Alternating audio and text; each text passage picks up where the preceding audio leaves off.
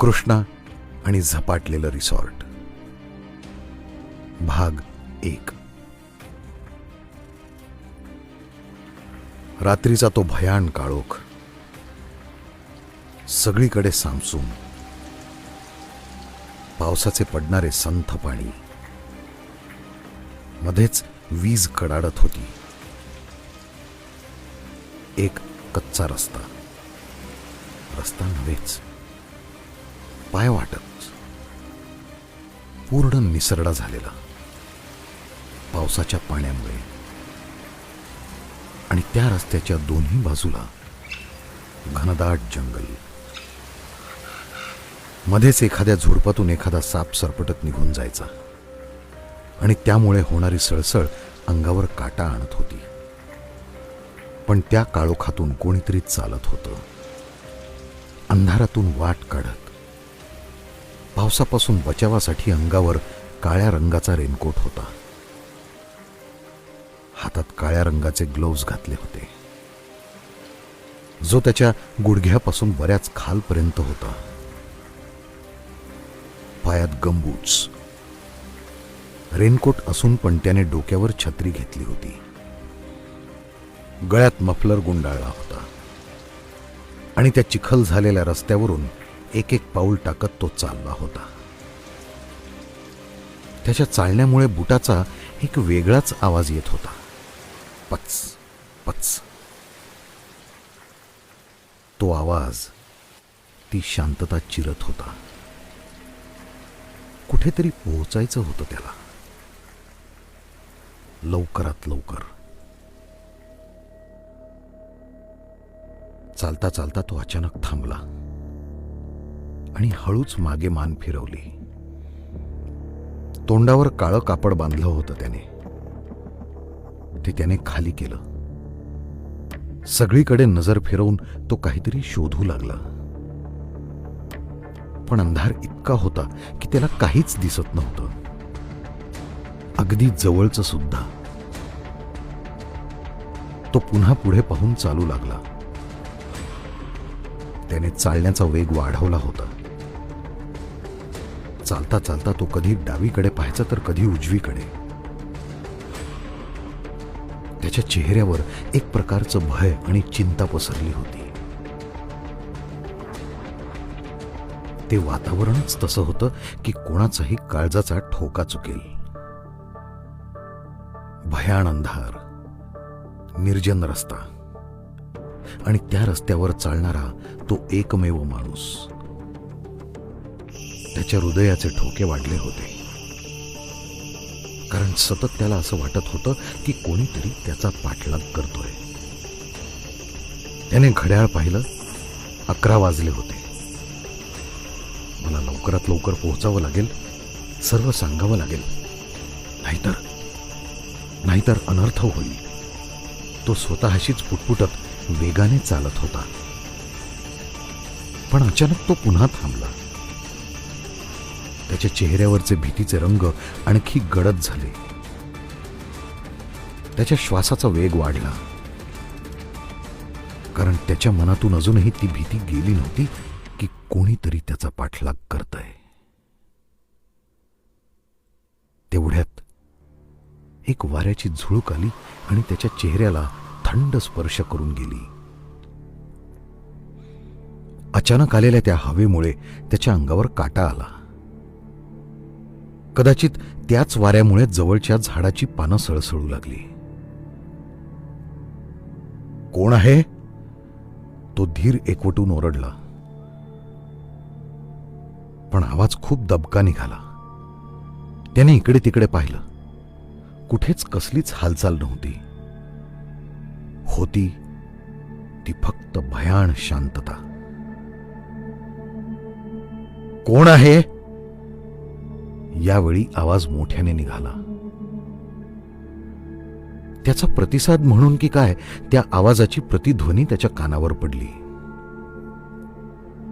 आणि पुन्हा एक शांतता सगळीकडे पसरली. काय झालंय मला? असा का वागतोय मी? एवढा का घाबरतोय? डोळे बंद करून कपाळावरून हात फिरवत तो स्वतःशी बोलत होता. कदाचित कालपासून घडलेल्या घटनांमुळे, हो, त्याचाच परिणाम आहे हा. त्यामुळेच भास होत आहेत मला. पण असं थांबून चालणार नाही. मला जावं लागेल, सर्व सांगावं लागेल. असंच काहीसं बडबडत तो निघाला.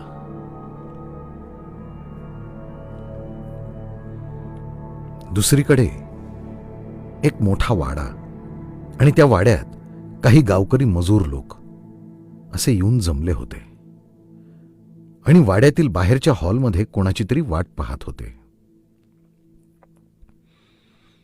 तेवढ्याच जिन्यावरून आरामात एक एक पाऊल खाली उतरत प्रतापराव आले. ते येताच सर्व गावकरी हात जोडून उभे राहिले. प्रतापराव, त्या गावातील सर्वात प्रतिष्ठित व्यक्ती, वय साधारण 40शीतलं, भरदार व्यक्तिमत्व. अंगावर शाल घेतली होती त्यांनी.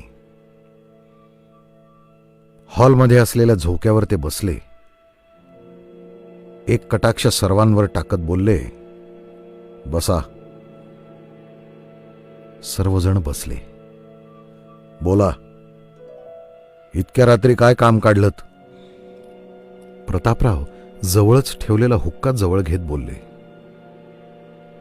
त्यांच्या या वाक्याने गावकऱ्यात कुजबूज सुरू झाली. तू बोल, तू बोल असं म्हणून एकमेकांना डिवचू लागले.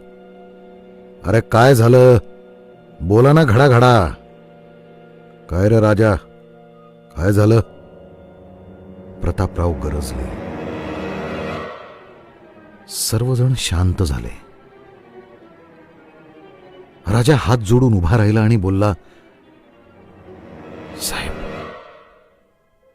साहेब त्या जागी काही आहे साहेब. त्याच्या या वाक्याने प्रतापराव सरळ बसले. त्यांचे डोळे राजाला खाऊ की गिळू या नजरेने पाहत होते. काहीसा आवाज चढवून ते बोलले, अरे काय आहे तिथे? राजा त्यांच्या या वाक्याने घाबरला आणि अडखळत बोलला, ती जागा शापित आहे. तिथे ती दुष्ट आत्मा राहते. गप्प बस. प्रतापराव ओरडतच उठले.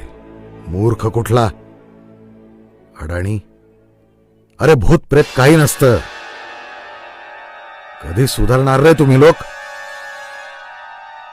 सर्व गावकरी खाली मान घालून ऐकू लागले.